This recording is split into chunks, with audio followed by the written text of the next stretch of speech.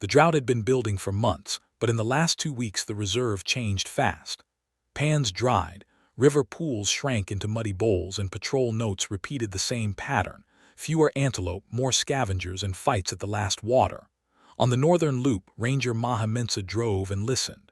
Beside her, Ranger Tom Reddy watched the verge for snares and for animals that had stopped moving with purpose. At 9 p.m., a dark lump near a thorn bush made Maha break. Tom thought it was a honey badger until the lump lifted its head and the round ears showed. It was a bear cub, no bigger than a house cat, ribs visible under fur, muzzle dusty and wet. It swayed as it stood, took 2 steps, and sat hard as if its legs had failed. "There shouldn't be bears here," Tom said. The nearest forested range was far beyond the reserve fence. Maha keyed the radio and reported a live cub at grid N14, alone and dehydrated. Control asked for confirmation there was no adult nearby. Maha scanned with binoculars. No movement in the grass, no circling birds, no fresh drag marks. The cub's eyes followed the truck, but it did not run. They approached on foot slowly, keeping the vehicle between them and open ground. Tom poured a capful of water onto the sand. The cub crawled forward and lapped, stopping often to swallow. They did not give it much at once. Maha checked for obvious wounds and found none. The pads on its feet were cracked. Its belly was pulled tight. Control came back with an instruction: do not transport yet. Temperatures were rising and the nearest holding facility was 90 minutes away. Moving the cub in midday heat could kill it. They were to keep it shaded and plan relocation at dusk. Maha did not like leaving it in the open, but she also did not like forcing a weak cub through hot air in a vibrating crate. Tom looked at the sun, then at the cub. "If we take it now, we risk heat shock," he said. "If we leave it here, lions find it." Maha chose the option that bought time: move it a short distance to better cover and keep eyes on it. They wrapped the cub in a towel, placed it in a crate, and carried it to the truck. It did not fight. It trembled in short bursts and then went still. Tom draped a reflective blanket over the crate and set it on the floor behind the seats. They drove less than a kilometer to a shaded drainage line avoided by tourist vehicles. Maha picked a spot under a fallen branch where the ground still held a trace of moisture. She set the crate down, opened the door, and backed away. The cub crawled out and pressed its body against the cool soil. Tom placed a shallow dish of water nearby, then scuffed sand over their footprints. They parked behind brush and watched through binoculars. Then a pale shape appeared on the ridge, low and cautious. The mother cheetah came first, shoulders sharp from hunger, tail flicking once as she tested the air. 3 cubs followed, spaced out and trained to stop when she stopped. The cheetah's path was direct. She angled toward the drainage line, nose working. The bear cub had begun to doze. When it lifted its head at the sound of paws, it blinked and stood, wobbling. The cheetah froze at 10 meters. Her ears went forward, then sideways. She stepped closer with measured pace, not a charge. The cub made a thin sound. One cheetah cub darted forward, curious, then backed away when the mother snapped her head. She advanced alone and stopped with her nose inches from the cub's face. Tom whispered, "She'll kill it." Maha watched the cheetah's jaw. It did not open. The cheetah huffed once and circled. The bear cub turned to follow her, unsteady. She touched it with one paw, not a strike, more like a test. The cub rolled, then righted itself and pressed into her leg. The cheetah stood over it, blocking it from her cubs. Her tail stayed still. She lowered her head, took the cub gently by the scruff, and lifted. The cub's legs dangled. It did not scream. It went limp the way young animals do when carried. This was not hunting behavior. She did not bite down. She turned away from the rangers and trotted toward thicker brush, and the 3 cheetah cubs followed, quick and silent. The bear cub swung lightly from her jaw, alive. Tom's hand went to the radio. Maha caught his wrist. "Not yet," she said. "If we rush in, she drops it." They followed at a distance, using the drainage line as cover. The cheetah slipped into a shallow den under exposed roots where the sand stayed cooler. She disappeared inside. One cub entered, then another. The third paused, looked back once, and then went in too. The bear cub was carried in last. Maha marked the GPS point and took one photo through a gap in the brush. She reported to Control that the cheetah female had taken the cub into her den and that the cub had been moving when it entered. Control answered after a pause with a simple order: maintain distance, no interference unless the cub is injured or the cheetah abandons it. Maha stayed on station until late afternoon, watching the den mouth for any sign of rejection. None came. Near dusk, Tom pointed to a line of hyena tracks crossing the sand close to the drainage. They were fresh, made after the cheetah went in, and they followed the same corridor that funneled animals toward the last water hole.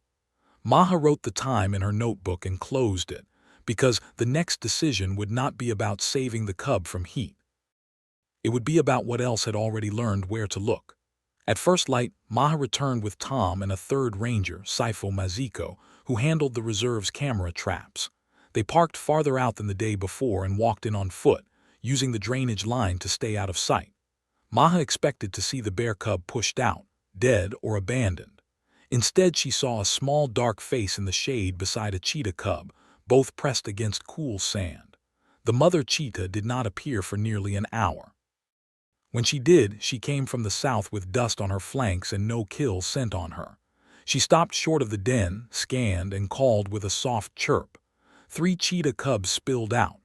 The bear cub came last, slower, and bumped into a cub's shoulder as if it followed by touch.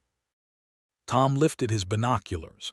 "It's still with them," he said. Maha noted the bear cub's gait. It was steadier than yesterday but heavy and loud. The cheetah cubs moved like smoke. Saifo placed a small camera on a low stake downwind and covered it with grass.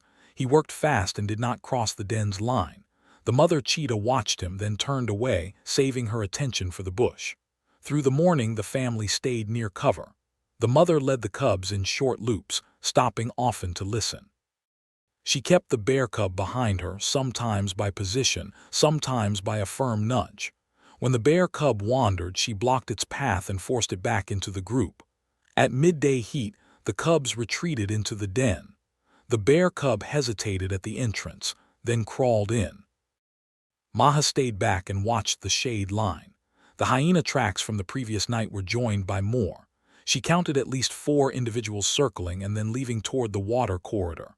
That afternoon, the mother cheetah hunted. She left the den alone, walked low through patchy grass, and disappeared into thorn scrub. The cubs remained hidden, but the bear cub crept out and sat in the sand, blinking. One cheetah cub pressed against it as if to keep it quiet. The bear cub licked the cub's ear.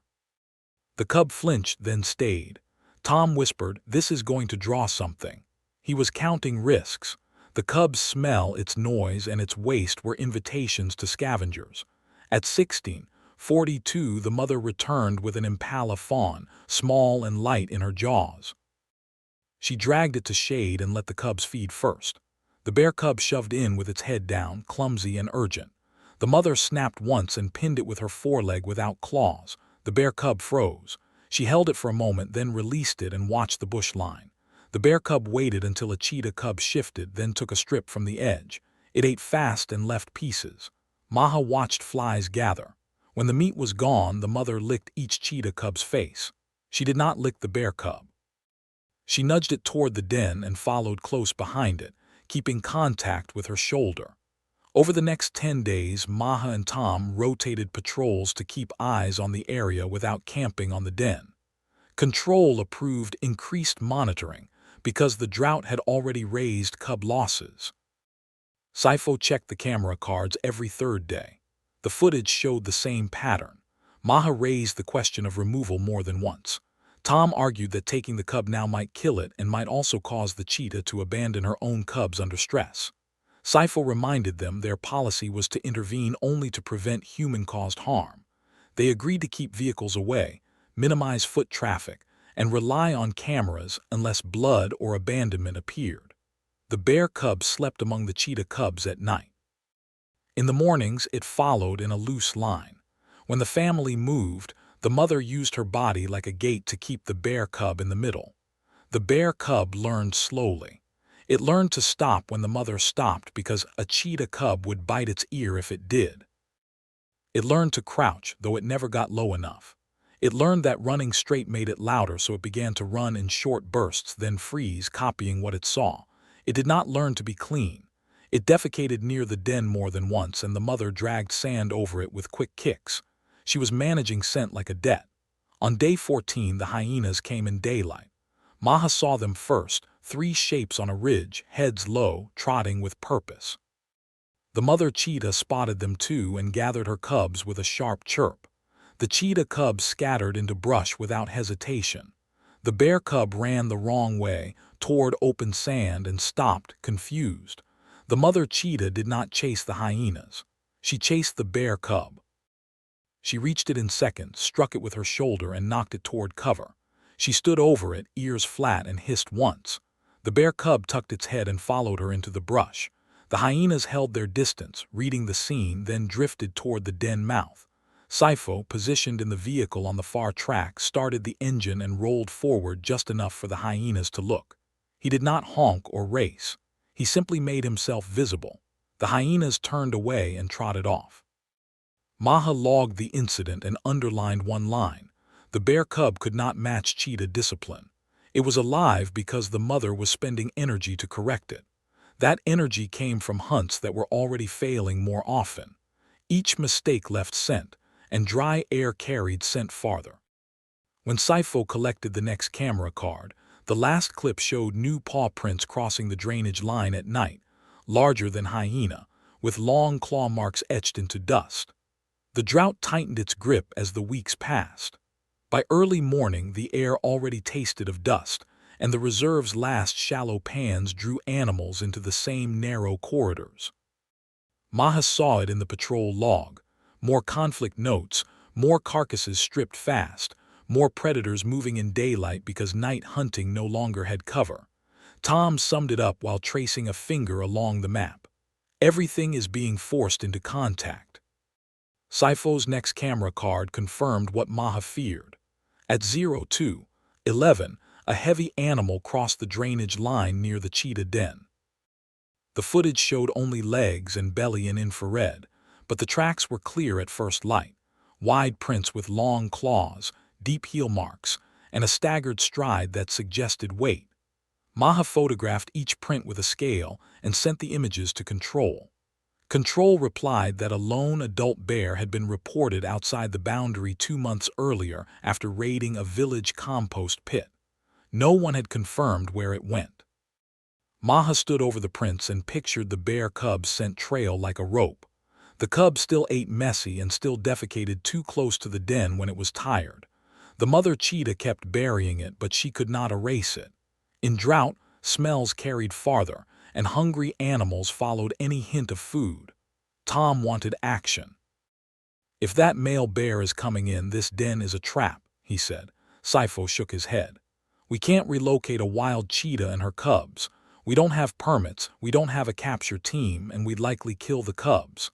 Maha agreed with both of them in parts. They could not capture the cheetah, but they could reduce pressure around her and gather proof of the threat. They shifted patrol routes to keep tourist vehicles out of the drainage line. Sifo set 2 more cameras along the path to the nearest remaining waterhole. Maha asked Control for extra night patrols along the fence to check for entry points. Control approved, but warned that staffing was thin and other drought incidents were rising. For several days, the cheetah family stayed hidden. The mother moved the cubs twice, choosing slightly higher ground each time.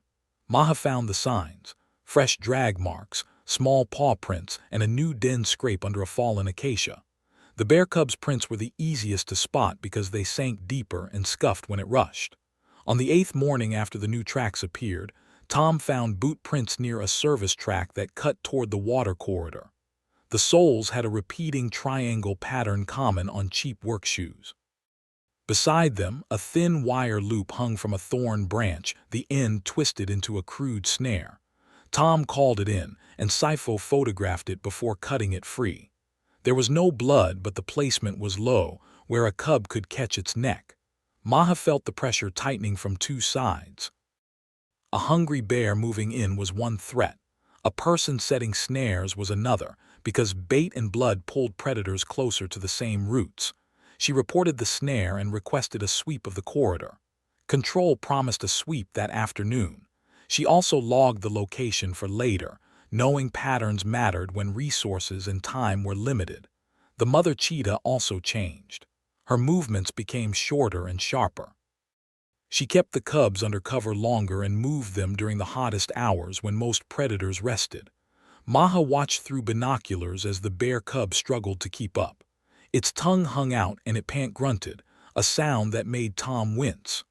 The mother turned, pressed it down with her chest, and held it still until it quieted. Then she forced it to walk, not run, keeping the group silent. 2 nights later, Sifo reviewed more footage. At 03:38, the heavy animal returned closer to the cheetah route. At 04:10, another clip showed a flashlight beam swinging briefly along the service track, then cutting off. Sifo replayed it 3 times. "That's a person," he said.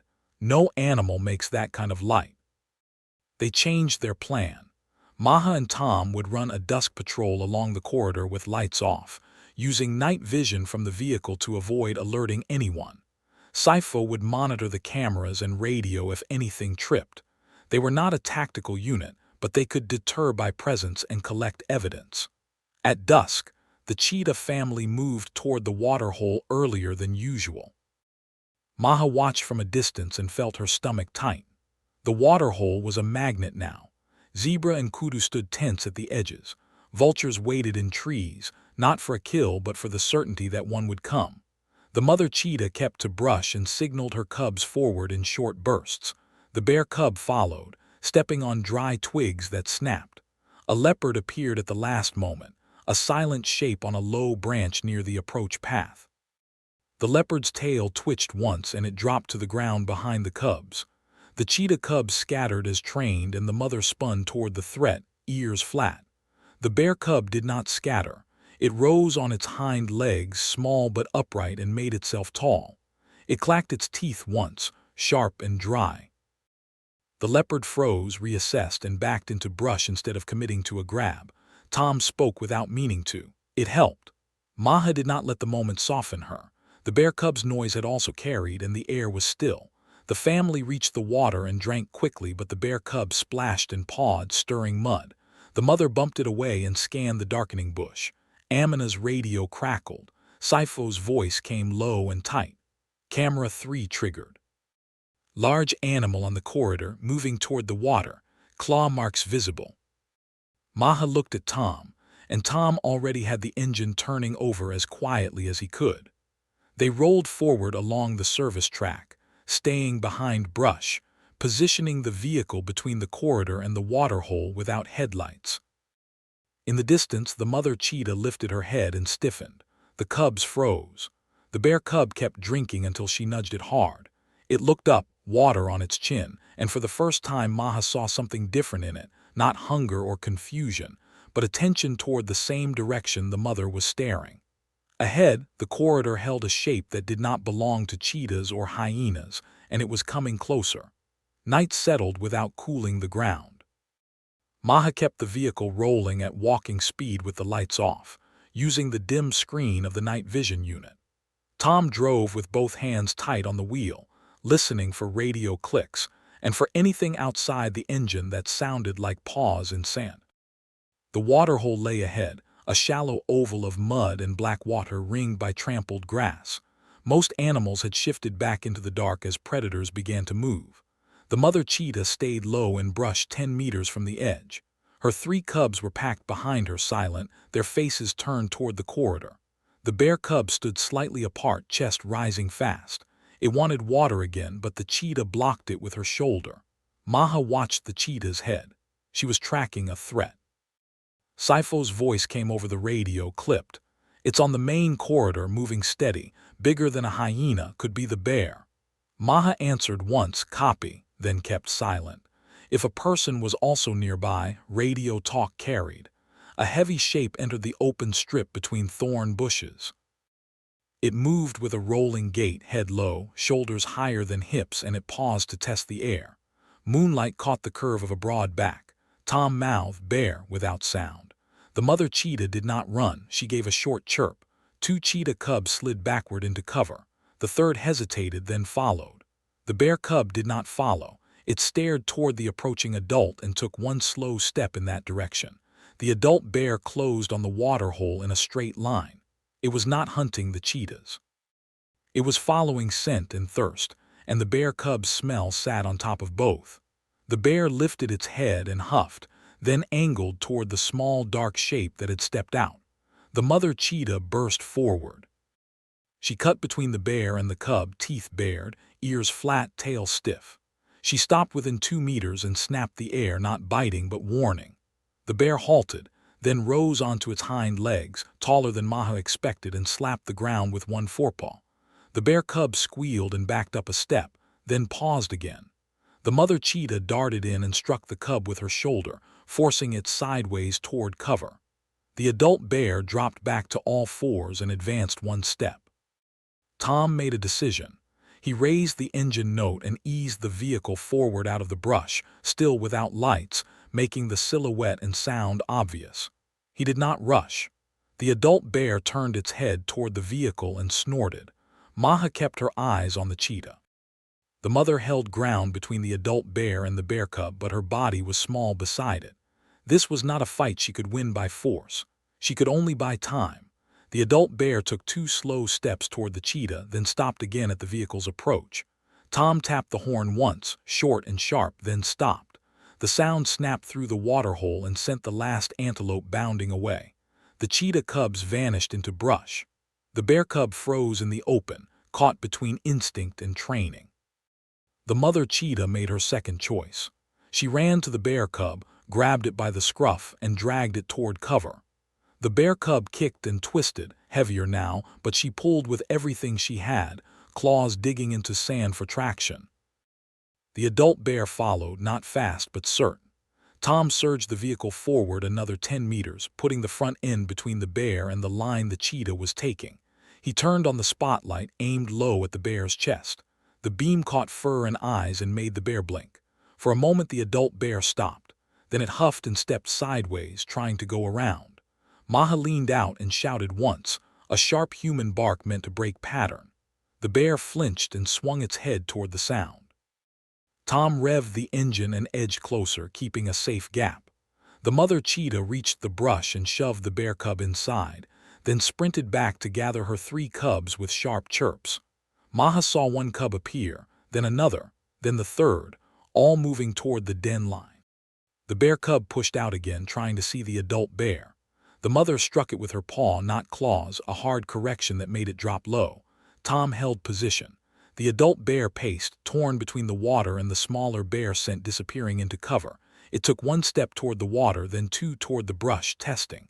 Sifo came through again. I'm seeing a light on camera too. Someone is on the track south side. Maha understood immediately. A person had moved toward the same commotion. She told Tom, "We can't let anyone walk into this." Tom nodded and swung the vehicle slightly, using the spotlight to scan the service track. A faint reflective blink answered back from far thorn scrub, then vanished. Maha chose to end the standoff. She fired a single flare upward, away from the brush where the cheetahs fled. The flare hissed and threw red light over the waterhole. The adult bear, startled, spun and loped toward the corridor it had come from. Tom killed the spotlight and let the flare burn out. The waterhole emptied.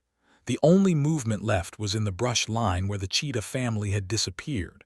Maha waited, counting breaths, expecting the mother to bolt again if she felt chased. Nothing moved. Maha signaled Tom to stay put and dimmed the engine. She and Tom did not step out.